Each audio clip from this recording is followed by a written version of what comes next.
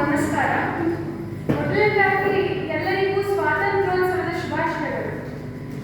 ನಮಗೆ ಹೀಗೆ ಸ್ವಾತಂತ್ರ್ಯ ಸಿಗಬೇಕಾದ್ರೆ ನಮ್ಮ ಪೂರ್ವಜರು ಬ್ರಿಟಿಷರನ್ನ ಭಾರತದಿಂದ ಬಿಟ್ಟು ತೊಲಗಿಸಬೇಕು ಅಂತ ಅವರು ಬಿಡದ ಹಠವನ್ನು ಹಿಡಿದು ಶ್ರಮ ಶ್ರದ್ಧೆಯಿಂದ ನಮಗಾಗಿ ಹೋರಾಡಿದ್ದಾರೆ.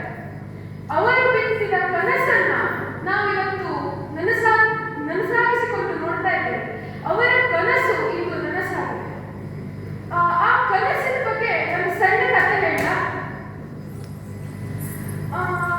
ಎರಡು ಸ್ನೇಹಿತರಿರ್ತಾರೆ, ತುಂಬಾ ಬಡವರು. ಅವರಿಗೆ ಹಾಕೋಕೆ ಸರಿಯಾದ ಬಟ್ಟೆ ಇರೋದಿಲ್ಲ, ಉಳಿಯೋಕೆ ಮನೆ ಇರೋದಿಲ್ಲ. ಯಾರಿಗೂ ಬೀದಿಯಲ್ಲಿ ಮಲ್ಕೊಂಡು, ದೇವಸ್ಥಾನದ ಬಾಗಿಲಲ್ಲಿ ಮಲ್ಕೊಂಡು ಕಾಲ ಕಳೀತಾ ಇರ್ತಾರೆ. ಹಾಗೆ ಅವರು ದಿನ ಶಾಲೆಗೆ ಹೋಗ್ಬೇಕಾದ್ರೆ ಎಷ್ಟೋ ಮನೆಗಳು ಕಾಣ್ತಿತ್ತು. ಆದ್ರೂ ಕೂಡ ಒಂದು ಮನೆ ಅವರಿಗೆ ತುಂಬಾ ಇಷ್ಟ ಆಗಿತ್ತು. ಆ ಮನೆ ಹೇಗಿತ್ತು? ದೊಡ್ಡ ಬಂಗಲೆ, ಎದುರುಗಡೆ ಕಾವಲು ಭಟರು, ಬಿಳಿ ಮನೆ. ಅದರ ಸೌಂದರ್ಯವನ್ನ ವರ್ಣಿಸ್ತಾ ಮುಂದೆ ನಾವು ಹೀಗೊಂದು ಮನೆ ಕಟ್ಟಬೇಕು ಅಂತ ಆಲೋಚನೆ ಮಾಡ್ಕೊಂಡು ಕನಸನ್ನ ಮಾಡ್ತಾ ಇರ್ತಾರೆ. ಇದು ಒಂದು ದಿನದ ಕಥೆ ಅಲ್ಲ.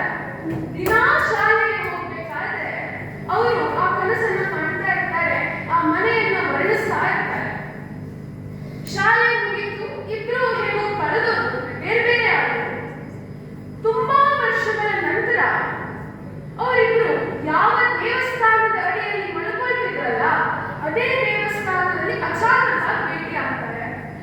ನಾವೇ ಮುಚ್ಚಿನ ಗೆಳೆಯರು ಅಂತ ಅವ್ರಿಗೆ ಅರಿವಾಗುತ್ತೆ. ಆಗ ನೀ ಏನ್ ಮಾಡ್ಕೊಂಡಿದೀಯಾ ಅಂತ ಪರಸ್ಪರ ಕೇಳ್ಕೊಳ್ತಾರೆ. ಆಗ ಒಬ್ಬರು ಹೇಳ್ತಾನೆ, ನಾನೀಗ ಸಣ್ಣ ಪುಟ್ಟ ಕೆಲಸ ಮಾಡ್ಕೊಂಡು ಜೀವನವನ್ನು ಸಾಗಿಸ್ತಾ ಇದ್ದೀನಿ, ನೀನೇನ್ ಮಾಡ್ತಾ ಇದೀಯಾ ಅಂತ.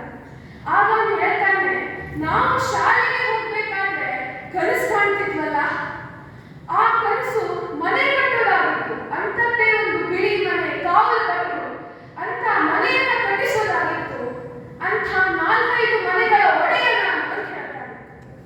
ಅಂದ್ರೆ ಅವನು ಒಬ್ಬನು ಕನಸನ್ನ ಕಂಡ, ಇನ್ನೊಬ್ಬನು ಕನಸನ್ನ ಕಂಡು ಅದನ್ನ ನನಸು ಮಾಡಿಸ್ಕೊಂಡ. ಕನಸು ಕಾಣೋದು ಮುಖ್ಯ ಅಲ್ಲವೇ, ಕನಸನ್ನ ನನಸು ಮಾಡಿಕೊಳ್ಳೋದು ಮುಖ್ಯ. ಕನಸನ್ನ ಎಲ್ಲರೂ ಕಾಣ್ತಾರೆ, ಆದ್ರೆ ಎಲ್ಲರ ಎಲ್ಲದನ್ನ ನನಸು ಮಾಡ್ಕೊಳ್ಳೋಕಾಯ್ತಾ? ಇಲ್ಲ. ಹಾಗಾಗಿ ಕನಸು ಕಾಣುವುದು ಮುಖ್ಯವಲ್ಲ, ಅದನ್ನ ನನಸು ಮಾಡಿಸಿಕೊಳ್ಬೇಕು. ಅದಕ್ಕೆ ಅದರ ಬೆನ್ನಲ್ಲೇ ನಿರಂತರ ಪರಿಶ್ರಮ, ಶ್ರದ್ಧೆ, ಛಲ ಎಲ್ಲವೂ ಇದ್ರೆ ಮಾತ್ರ ಆ ಕನಸು ನನಸಾಗಿಸಿಕೊಳ್ಳೋಕೆ ಸಾಧ್ಯ. Dreams are not the dreams which you see when you are asleep. Dreams are the dreams which don't let you sleep ಅಂತ ಈ ಮಾತನ್ನ ಹೇಳ್ತಾ ನನ್ನ ಮಾತಿಗೆ ಪೂರ್ಣ